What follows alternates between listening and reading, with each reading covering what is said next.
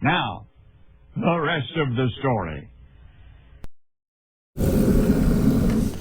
Shut the heater off so I'm not talking over it. So as you can see, I was trying to get some video. I'm not sure how this video is all going to pan out for you, just because I don't know if that one was filming or not, because my power cord to keep the camera running was right about there, which in turn ran my battery down, and I don't know if I'm going to have a voiceover on before or after this or what I'm going to do.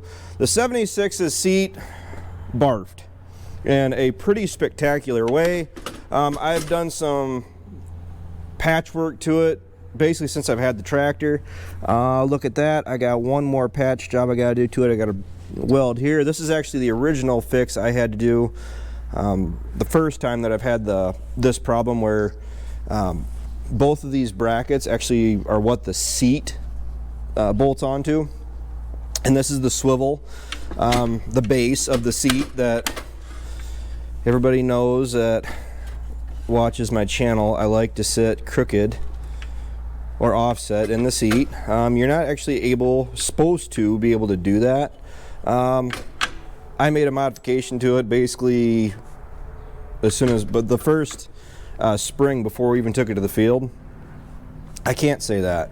I think it was the summer, because Grandpa put like $100 in the 7600 before I did. I mean, he actually did all of the ground prep work that year before I did, so he was actually seedbed prep.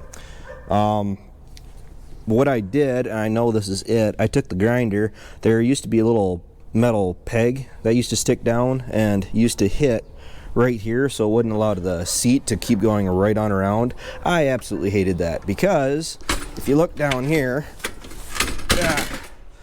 if you leave that peg in, it doesn't allow you to go all the way over to the other slots that are already built into this thing.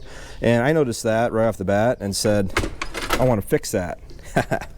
Violence. So what I'm going to do, or what I've been doing, what I'm going to try to tell you what I've been working on. I went through, I welded this all up because this piece was completely broke off. This piece did a whole bunch of fun stuff. The pins broke here, so this is how it was actually sitting in the tractor. You saw my video where I was sitting back. This is why. The pins, keep forgetting my microphone cable. The pins look like this, and you can see it's been wearing for a while. See, my problem is that I have a tendency when I'm running our machinery, when stuff like that happens, as you could tell, it was gradually over time, you get used to it. You don't think anything about it. It was noticeable that the seat wasn't giving you the suspension you should be getting, but definitely easy enough to tolerate. So what ended up happening was those pins gave out, which in turn I tore the seat apart, found this problem all lurking underneath, and then there goes that stinking cord again. I can't really show you because it's all put back together, but the suspension is ready to go, other than there is a cable that runs to this lever right here. It's never worked. I always wondered what the heck this thing does. Well, yeah, turns out there's a little bitty $100 and some cable that runs to the back of the chair, and the metal wire goes to the back of the chair, and then to a cable that comes down to a solenoid or dampener. I read the instructions over there, and the suspension housing, that doesn't sound right. Don't really care either. But yeah, this is what the fixed guts of the 76 looks like. I was actually waiting on a kit. I tore this thing apart. Where's the kit? I tore this thing apart on Friday. Rookie mistake. Absolutely rookie mistake, because my buddy, he got the new suspension arm ordered. Okay. Well, never occurred to me that there's going to be some other stuff in there the bearings and stuff that I have to address because I couldn't see it because I was trying to harvest. So I didn't exactly invest a whole lot of time trying to see what I should be addressing.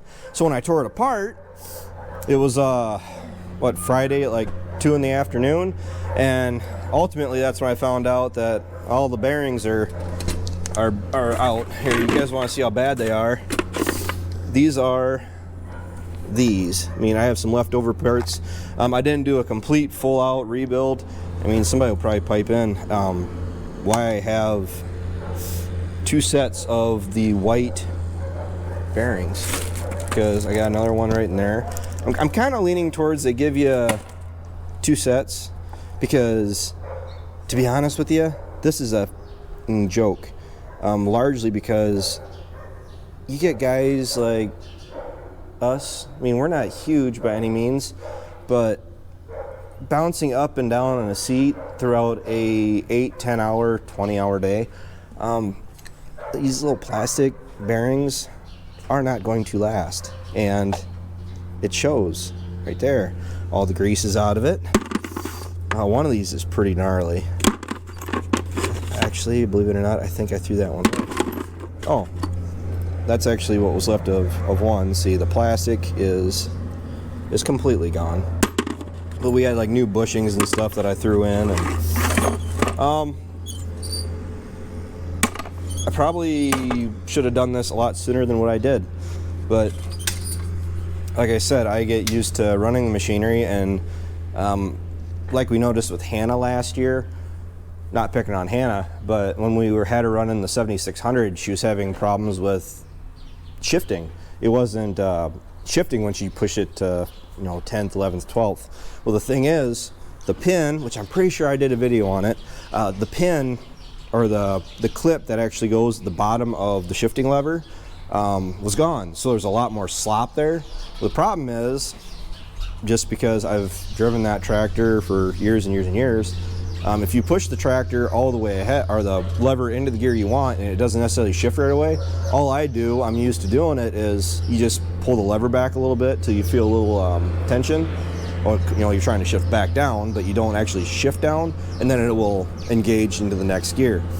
It's things like that you just don't think about because you're a machine operator. That's what it takes to shift it. After a while, that's the new norm. So I'm gonna actually end this video right here. It's an expensive fix. Not quite $1,000, but as you can see, it was really working on coming out. Actually got to roll the welder up around here. Stay there. I'm gonna, where did I put that? Wow, I just went blind. What in the world? Well, you just saw it here, folks. I just did it while I was on camera. My swivel. I didn't walk off of that. What the heck? Man. Oh, I set it down on the ground. As you can tell, I'm tired. Lack of sleep, not feeling the best. Kid not feeling the best. Harvest is moving along smoothly-ish. Beans are done. Corn is going. We didn't run any out today, even though we could have. It did snow a little bit, but we just needed a day to work on stuff. I can't tell you guys how much it bugs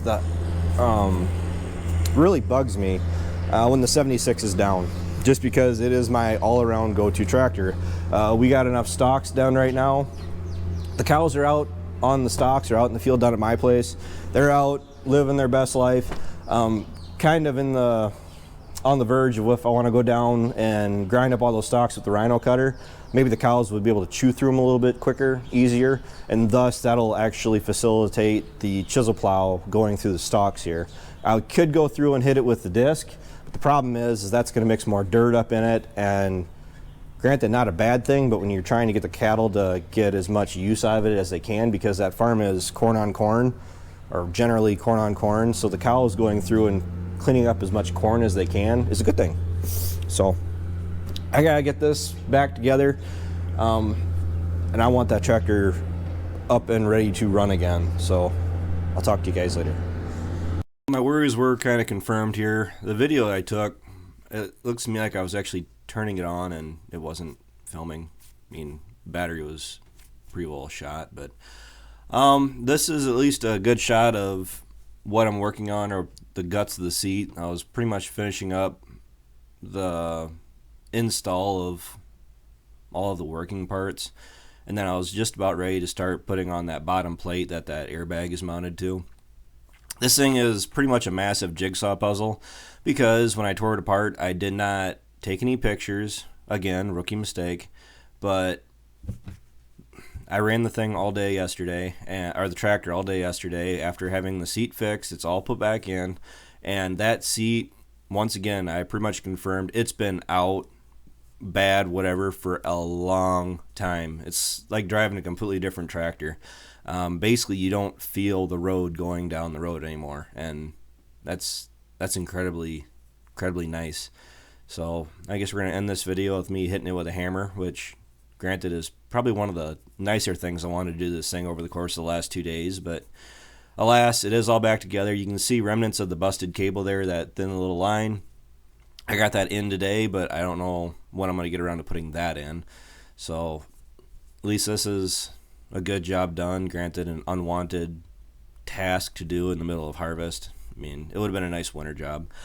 So once again, thanks for watching. Thanks for tuning in. Take care, take it easy, keep in touch. Make sure you like, comment, and subscribe for more videos.